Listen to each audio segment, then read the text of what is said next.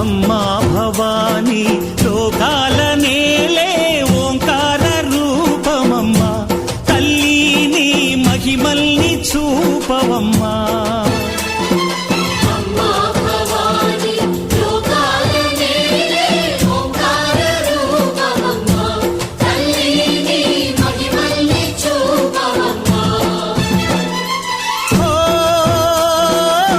సృష్టికే దీపమా, శక్తికే మూలమా, సింహరథమే నీదమ్మా. అమ్మ దుర్గమ్మ భక్తులను దీవించుమా.